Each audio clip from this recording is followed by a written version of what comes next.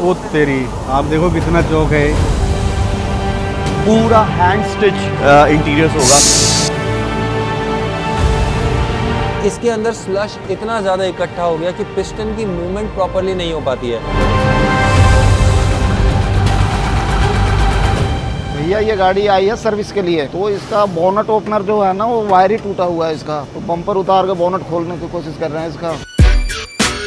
Specially customer का demand है कि हमारे को 2-3 चीज़ें हैं जो डीलरशिप से सॉल्व नहीं हुआ है। एक उनका वाइब्रेशन, स्टीयरिंग वाइब्रेशन में कुछ इशू आ रहा है, प्लस स्टेबिलिटी का इशू लग रहा है। ब्रेक मारने पे थोड़ी सी गाड़ी में जर्क फील हो रहा है, तो अभी चेक कर रहे हैं गाड़ी को ओपन करके।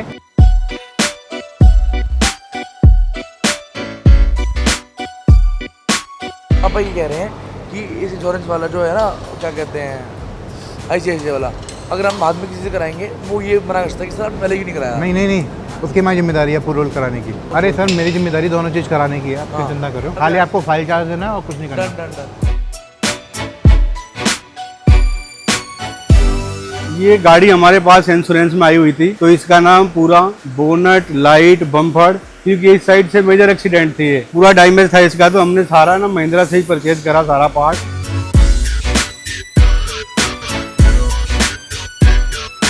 जब भी नया ब्रेक पैड लगाते हैं ना, तो इसको डिस्क को फेस करना चाहिए, क्योंकि ना एवियन ये आउट था। अब इस पे प्रॉपर ब्रेक जब लगेगा तो ये बबल नहीं करेगी गाड़ी, यानी जैसे आप 100 से ऊपर ब्रेक मारोगे तो उसमें गाड़ी बबल करती है, तो अभी बबल नहीं करेगी। तो इसकी डिस्क हमने फेस करा दी, क्योंकि इसके अंदर बचा हुआ था, अभी डिस्क चेंज करने की ज़रूरत नहीं थी। फ्रंट में भी यही चीज़ था, फ्रंट के भी डिस्क के हमने पूरे प्रॉपर फेसिंग करा के और ब्रेक पैड नए लगा दे रहे हैं। भाई ये गाड़ी महिंद्रा से आई थी, पीछे वाले ब्रेक बिल्कुल ख़त्म है, ये हम दोनों ही रिप्लेस कर रहे हैं, क्योंकि ये बिल्कुल पतला हो गया। अगर इसको फेस करते तो ये चलेगा नहीं, इसलिए हमें ब्रेक पैड और डिस्क दोनों ही चेंज कर रहे हैं। और हमने ये जिस कंपनी का गाड़ी हो, हम उसी कंपनी से पार्ट परचेज करते हैं, चाहे वो महिंद्रा का हो, चाहे वो टोयोटा का हो, चाहे वो टाटा का हो।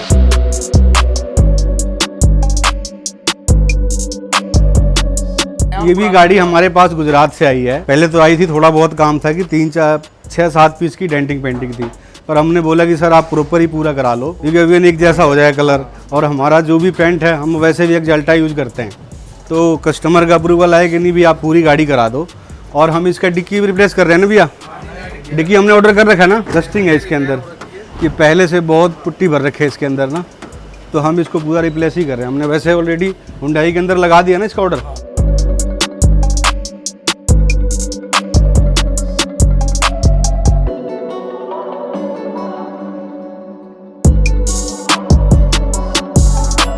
ये गाड़ी चली हुई है ना 4,28,000 किलोमीटर, और इसके ना ऑटोमेटिक ट्रांसमिशन में दिक्कत आ गई थी। ये गाड़ी ना 60 से ऊपर नहीं भाग रही थी, और इसका ना हमने पूरा ट्रांसमिशन रिपेयर करा है। और ये गाड़ी कस्टमर कहा था कि भाई इसका EGR वगैरह भी क्लीन कर दो, तो हमने इसका EGR भी क्लीन कर दिया। आप इसका एक बार ना मीटर दिखाओ, लोग कहेंगे पता नहीं भैया झूठ बोल रहे हैं। 4,28,000 किलोमीटर चली हुई गाड़ी है ये। 6-7 दिन हो गए इस पे लगे हुए। अब हमने कम्प्लीटली इसका गियर बॉक्स कंप्लीट कर दिया है।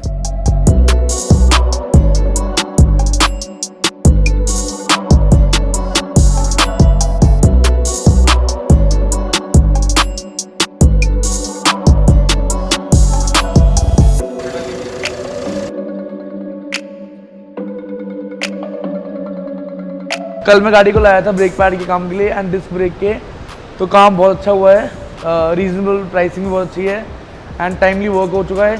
गाड़ी धोई भी बहुत अच्छी तरीके से है and work is very good, I am satisfied. GT का ना हमने सारा वो खुलवा दिया था ना, डैशबोर्ड वगैरह खुल गया ना, इसका सीट खुलवा के अभी भेज देते हैं ना। सुनो ना, इसके बेल्ट भी खोल सकते हैं, हाँ बेल्ट भी खोल देना भैया, बेल्ट भी चेंज करा देंगे इनका ना। सीट चेंज करने के बाद ना देखो ना बेल्ट कितना गंदा हो गया ना, तो ये उनको जब लगाएंगे ना तो ये गंदा सा दिखेगा। इस गाड़ी में ना हमने इसका कुछ रिपेयर वर्क था तो वो हमने कर दिया।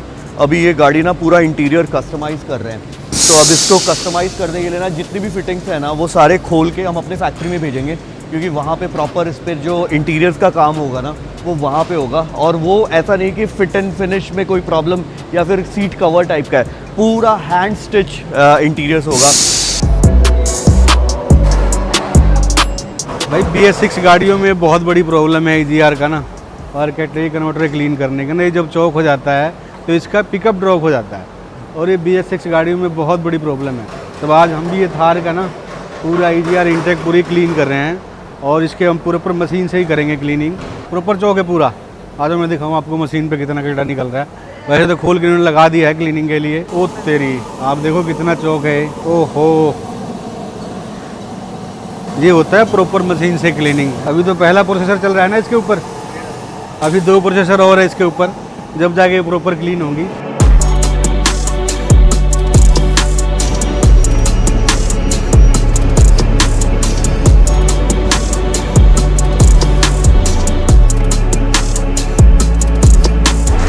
इसका अल्टरनेटर काम नहीं कर रहा है ना, बैटरी चार्जर, क्योंकि वोल्टेज कम आ रहा है ना, 840 आ रहा है, 1300 से ऊपर होना चाहिए ना।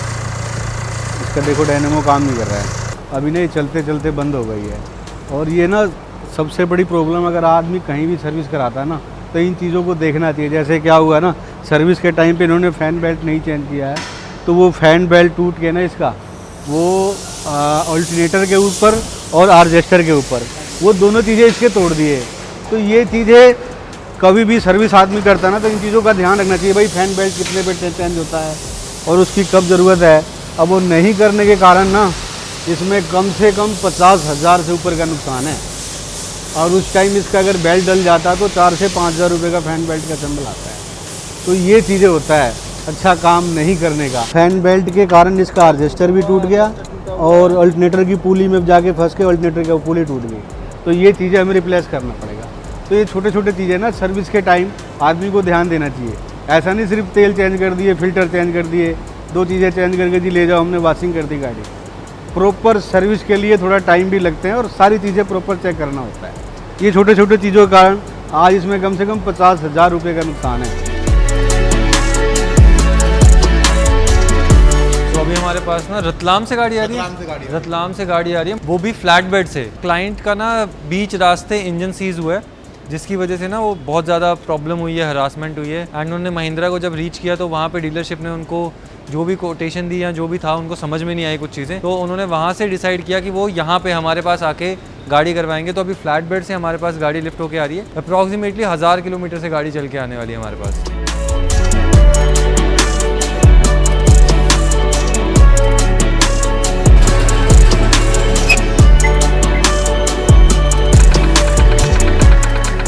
ये गाड़ी हमारे पास अभी ना 1000 किलोमीटर से टो के आई है। ये चलते चलते हाईवे के ऊपर ना इसके पीछे का एक होस पाइप फट गया, जिसके कारण ये गाड़ी ओवर हीट हो गई, और ओवर हीट होने के कारण ना इसके पिस्टन से आवाज़ आ गई। ये जो भी आवाज़ आ रहा है ना साउंड, ये इंजन के अंदर से आ रहा है। तो इसको हमें लगता है कि पूरा इंजन ही खोलना पड़ेगा हमें ना। तो एक बार इसका तेल वगैरह चेक करो, प्रॉपर तेल चेक करके, और एक बार लिफ्ट के ऊपर लगाओ, फिर चेक करते हैं एक बार ना।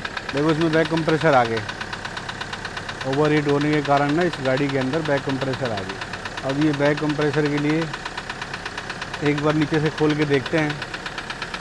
आप देखो धुआं भी दे रही है गाड़ी ना। अब हमें इसका पूरा इंजन ही करना पड़ेगा। ऐसा लग रहा है कुछ इंजन के अंदर टूट गया इसका कोई पार्ट वगैरह ना।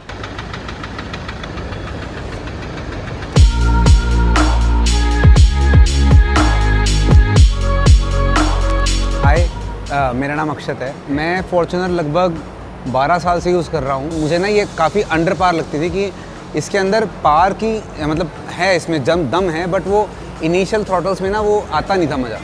बट जब मैंने लाइक इनका वीडियो देखा यूट्यूब पे, और मुझे लगा कि शायद हम इसमें कुछ कर सकते हैं, तो then I visited tomorrow and मैंने उनसे सारी बात की, समझा कि कैसे क्या होता है, कैसे आप मैप करते हो, कैसे क्या करते हो। तो तब लगा कि शायद आई गेस हमें ये करना चाहिए। तो मैंने कहा कि let's give it a try, and I get a good response. मैंने अभी इसको ट्राई किया चला के, और मेरे ख्याल से मैं सेटिस्फाइड हूँ विद द सर्विस, क्योंकि जो मुझे इनिशियल पावर कार से चाहिए थी वो मुझे मिल रही है।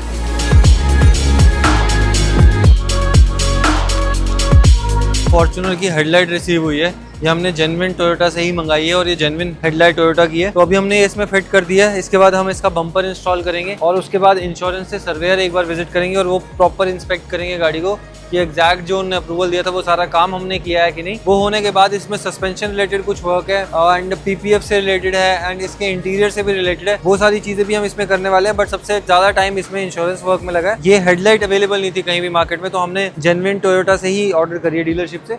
ये देखो अंदर से जो इसका एक्चुअल वो है ना वो दिख रहा है अब, और उसके ऊपर ये पूरी कालिक जमा हो गई है। कार्बन भरा पड़ा है। ये सारी की सारी चीज़ें ना लोग मिस कर देते हैं और उन्हें एक्चुअल में आइडिया नहीं है। और ये सारी चीज़ें मैं बोलूँगा कस्टमर की गलती नहीं है, ये गलती है डीलरशिप के एंड से। भाई अगर तुम्हारे पास नॉलेज है तो तुम प्रॉपरली कस्टमर को समझाओ, उन्हें बताओ कि ये सारी चीज़ें ज़रूरी है।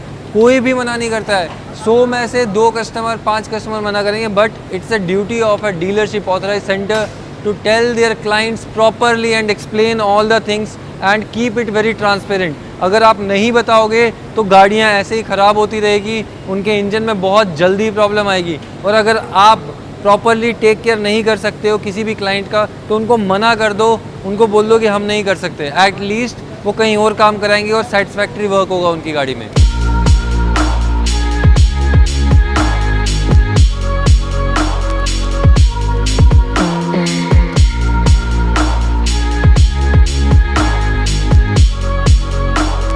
एक वो मिथ जो बना हुआ है ना कि सर्विस सबसे बेस्ट डीलरशिप पे होती है, ये हाल है। अगर आप इंडस्ट्री बेस्ट किसी भी कंपनी के ऑथराइज डीलर पे जाके सर्विस कराते हो, वहाँ पे आपको कोई भी इन्फॉर्मेशन नहीं दी जाती है, कुछ भी बताया नहीं जाता है, तो ऐसी चीज़ें होती है। ये अभी हमने क्या खोला है एग्जैक्टली थोड़ा बताओगे? कि टाइमिंग आउट थी, इसके लिए टाइमिंग प्लेट खोला है टाइमिंग सही करने के लिए। तो टाइमिंग कितनी दाते आउट है? 3 दाते आउट। 3 दाते आउट है। तो ये तुम्हें क्या लगता है क्यों हुआ होगा? ये सर्विस के कारण हुआ है सर। ये सर्विस के कारण हुआ? चैन जंप मार जाती है, चेन जंप मार गई। तो ऐसा रीज़न क्या हुआ हो सकता है कि ये रिप्लेसमेंट होना चाहिए था कुछ टाइम के बाद, जैसा कंपनी में होता है कि इतने किलोमीटर के बाद ये पार्ट चेंज होता है या इस पार्ट का काम होता है या सस्पेंशन को चेक किया जाता है, ब्रेक्स को चेक किया जाता है। हर एक जैसे एयर फिल्टर को हम 10,000 किलोमीटर पे चेंज करते हैं हम कहते हैं, तो वैसे ही हर एक पार्ट को रिप्लेस करने का रिक्वायरमेंट होता है। तो वो चीज़ कंपनी ने नहीं की है। पहली बात तो सर्विस लेट करवाते हैं कस्टमर, सर्विस लेट करवाई। तो ये भी एक बहुत बड़ा रीज़न है कि हमारे पास अभी तक बहुत सारे क्लाइंट्स ऐसे आए हैं जिन्होंने ये बताया कि डीलरशिप के पास जाके उनको बताया ही नहीं गया कि एग्जैक्टली कब कहाँ पे कितने में सर्विस होगी। जो यूजुअली एक मिथ बना हुआ है 10,000 पे करा लो, लेकिन अगर हम डे टू डे लाइफ में देखें ना तो हमें 8,000 से 10,000 के बीच में सर्विस करा देनी चाहिए। पूरा 10,000 तक एक्सीड नहीं करना चाहिए। रीज़न ये होता है कि आइडल पे भी आपका इंजन रनिंग होता है। अब आपको ओडो पे वो किलोमीटर्स क्लॉक होते हुए नहीं दिखते हैं, दैट डजंट मीन आपका इंजन नहीं चल रहा है। इंजन तो चल रहा है, इंजन ऑयल का यूजेज हो रहा है प्रॉपर। तो हम हमेशा रिक्वेस्ट करते हैं कि आप 8 to 10,000 के बीच का जो इंटरवल है ना, आप उस पर इंजन ऑयल को रिप्लेस कराओ ताकि आपकी इंजन की लाइफ अच्छी बनी रहे। और अगर आप कहीं से भी करा रहे हो, आप इंडिया के किसी भी कोने से हमें देख रहे हो और अगर आप कहीं भी अपने आसपास से सर्विस करा रहे हो तो मेक श्योर करो जो इंजन ऑयल यूज़ किया जा रहा है वो प्रॉपर ग्रेड का हो, प्रॉपर अच्छे ब्रांड का हो। और जो बाकी चीज़ें हैं, एयर फिल्टर है, ऑयल फिल्टर है, या फिर आप कोई भी XYZ पार्ट इंस्टॉल करा रहे हो, वो भी एक जेन्युइन पार्ट होना चाहिए ताकि आगे चल के वो एक चीज़ को रिजॉल्व करने के चलते 4 और चीज़ें ख़राब ना कर दे। हमने ना बहुत सारी वीडियोज़ में अपनी ये भी बोला है कि oil flushing, engine oil flushing, engine की फ्लशिंग जो जिसे कहते हैं ना, वो हम बहुत सारे क्लाइंट्स को रिकमेंड करते हैं। अब उसका रीज़न सबसे बड़ा ये होता है कि इसके अंदर स्लश इतना ज़्यादा इकट्ठा हो गया कि पिस्टन की मूवमेंट प्रॉपरली नहीं हो पाती है और बाकी सारे पार्ट्स भी ना प्रॉपरली मूव नहीं कर पाते हैं। और ये सारी चीज़ों की वजह से अभी आप देख रहे हो ये पूरा जम चुका है। ये अभी हम इसको रिमूव कर रहे हैं, ये देखो ये पूरा स्लश है। अब ये सारी चीज़ें ही है ना जो आपकी गाड़ी का अंदर से डेवलप हुआ कैंसर है और जो गाड़ी को अंदर से खाता चला जाता है। बाहर से तो आपने गाड़ी एकदम शानदार ज़बरदस्त दिखने में बना दी कि बहुत प्यारी लग रही है, लेकिन अगर ये अंदर की चीज़ों का आप टाइमली ध्यान नहीं रखोगे ना तो अंदर से एकदम गाड़ी ख़त्म हो जाएगी और बाहर आपने कितनी भी अच्छी बना रखी हो उसका कोई भी वैल्यू नहीं रहेगा।